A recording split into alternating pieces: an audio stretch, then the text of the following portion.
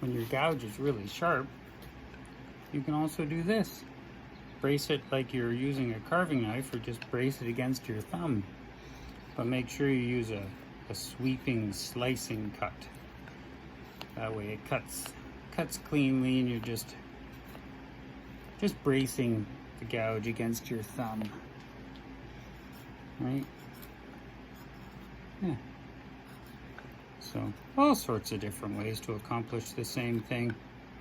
I'm sure there are a ton more ways to do it that I don't even know about.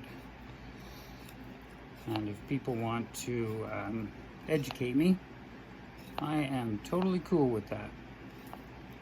So, have fun. Things are coming along with my little soap dish. Take care.